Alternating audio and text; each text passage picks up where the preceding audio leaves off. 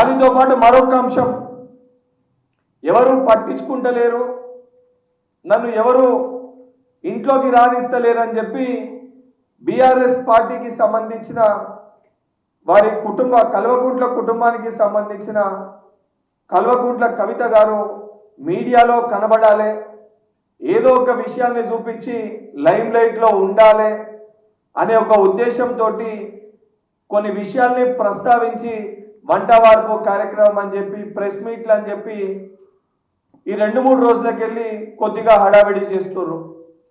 Media ద్వారా కల్వకుంట్ల కవిత గారిని కూడా నేను అడుగుతున్నా, గ్రూప్ 1 విషయం పైన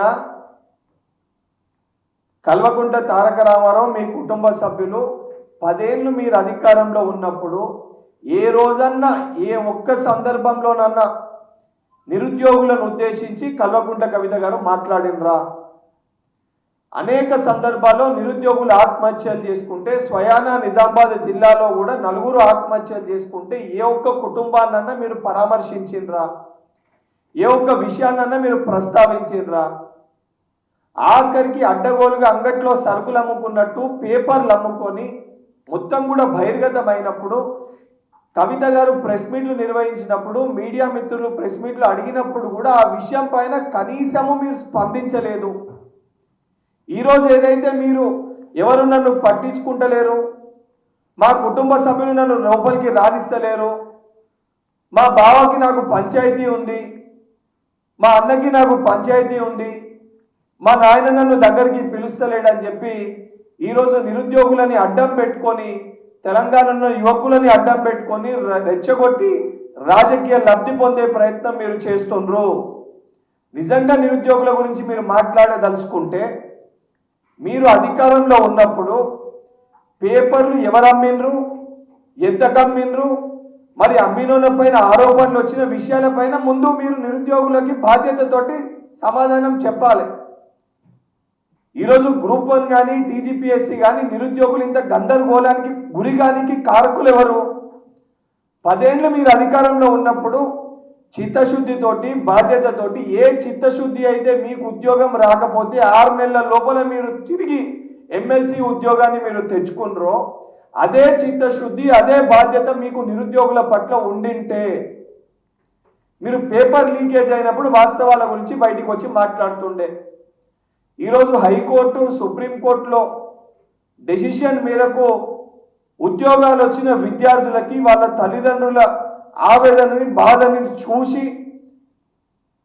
ఏదైతే నిరుపేద కుటుంబాలకు వెళ్ళి బడుగు బలైన వర్గాలకు వెళ్ళి వచ్చిన ఈ విద్యార్థులకు అన్యాయం జరగకూడదు, తప్పనిసరిగా నియామకాలు చేపట్టాలి, ఫర్దర్గా కూడా నోటిఫికేషన్స్ ఇవ్వాలి, నిరుద్యోగులకు ఒక భరోసాని ఇవ్వాలి, ఒక ధైర్యాన్ని ఇవ్వాలని చెప్పి ఒక దృఢ సంకల్పంతో ప్రభుత్వము ప్రజాప్రభుత్వం కృషి చేస్తుంటే, మొదట్లోనేమో మీ అన్న వచ్చి కోర్టు కేసులలో వేసి ఎగ్జామ్ జరగదు, ఇది ఆగుతుందని చెప్పి మీ అన్న కొన్ని రోజులు మొత్తుకుండు.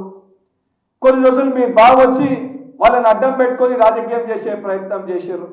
తర్వాత చెప్పుతోటి కొట్టినట్టు వీళ్ళకి ఉద్యోగాలు వచ్చిన పిల్లల తల్లిదండ్రులు వచ్చి ప్రెస్ మీట్ పెట్టి వారి ఆర్థిక పరిస్థితులను వివరించి, వాళ్ళ కుటుంబ పరిస్థితులను వివరించి, మరి ఏ రకంగా ఉద్యోగాల్ని మేము కొన్నామని ఆరోపిస్తున్నారో, మరి ఆధారాలు ఎవరిచ్చిర్రో బయట పెట్టండి అని చెప్పి చెప్పినప్పుడు సమాధానము లేక సిగ్గుతోటి మీ అన్న మీ బావ నోరు మూసుకొని ఉన్నే అన్ని మూసుకొని కూడా పక్కకి పోయినరు.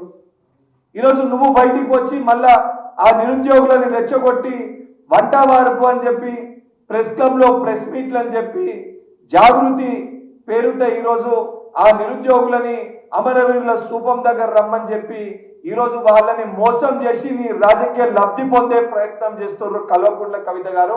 ఈ విషయాన్ని మారుకోకపోతే ఇదే నిరుద్యోగులు రేపొద్దున మిమ్మల్ని రేపొద్దున ఇబ్బందులు పెట్టి రోడ్లపైన తిరగనివ్వకుండా అడ్డుకునే పరిస్థితి ఏర్పడుతుంది.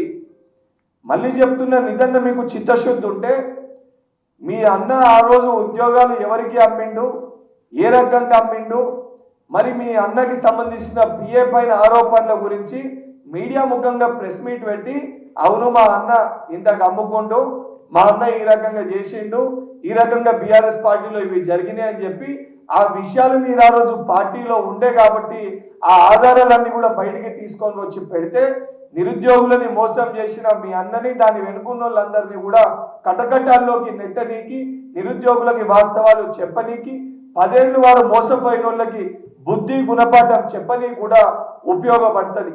ఆ విషయాలన్నింటినీ కూడా పక్కన పెట్టి ఆ విషయాల గురించి ప్రస్తావించకుండా ఈరోజు బయటికి వచ్చి కొంతమంది కోచింగ్ సెంటర్ల యాజమాన్యాల ఎవరైతే దాని ఓనర్స్ ని తీసుకొని వచ్చి వారితో పాటు ప్రెస్ మీట్లు పెట్టి నిరుద్యోగులకి మీకేదో అపారమైన ప్రేమ ఉన్నట్టు మాట్లాడితే మంచిది కాదు. 10 ఏళ్ళు నిరుద్యోగుల గురించి చిత్తశుద్ధితోటి బాధ్యతతోటి వాళ్ళ పక్షాన నిలబడి కొట్లాడి మీరు అడ్డగోలుగా గ్రూప్ 1 కానీ గ్రూప్ 2 కానీ నియామకాలన్నింటినీ కూడా అమ్మేసుకునే ప్రయత్నం చేస్తే న్యాయ పోరాటం చేసి ఆ రోజు పిటిషనర్ గా ముందు నిలబడి కొట్లాడి ఈ నియామకాలన్నీ కూడా అర్హులైన నిరుద్యోగులకు ఇప్పించాలని చెప్పి కృషి చేసిన వ్యక్తిగా ఈరోజు ఆ అర్హత నాకు ఉంది కాబట్టి ఈరోజు నేను బయటికి వచ్చి ఇంత సూటిగా కల్వకుంట్ల కవిత గారిని ప్రశ్నిస్తున్నా. ఇప్పటికన్నా ఈ దొంగ నాటకాలు ఆపి, మీ కుటుంబంలో మీరు ఆడుతున్న నాటకాలు ఆపి నిరుద్యోగులను రెచ్చగొట్టకూడదని చెప్పి ఏదైతే కల్వకుంట్ల కవిత గారిని హెచ్చరిస్తూ తెలంగాణలో ఉన్న నిరుద్యోగులందరూ కూడా మరొక్కసారి నేను విజ్ఞప్తి చేస్తున్నా. అతి త్వరలో నియామకాలు ఏదైతే నోటిఫికేషన్స్ కూడా ప్రభుత్వం విడుదల చేస్తుంది. ఆల్రెడీ ఆ సంబంధించిన డిపార్ట్మెంట్స్ కూడా ఖాళీలను కూడా ఏ డిపార్ట్మెంట్స్ లో ఎన్ని ఉన్నాయో ఆర్టీసీకి సంబంధించి ఆల్రెడీ నోటిఫికేషన్ ఇవ్వడం జరిగింది. ఇతర డిపార్ట్మెంట్స్ కూడా నోటిఫికేషన్స్ ఇవ్వడం జరుగుతుంది. ఇటువంటి దొంగల మాటలలో మీరు పడి ఎగ్జామినేషన్స్ కి ప్రిపేర్ అవ్వకుండా నోటిఫికేషన్ రాగానే మళ్ళీ మాకు టైం కావాలి చదువుకోనికి అనే పరిస్థితి మళ్ళీ లేవనెత్తకుండా దయచేసి మీరందరూ కూడా మీ రాబోయే ఎగ్జామ్స్ కి ప్రిపేర్ అవ్వాలని చెప్పి తెలంగాణలో ఉన్న నిరుద్యోగులందరూ కూడా విజ్ఞప్తి చేస్తున్నాను.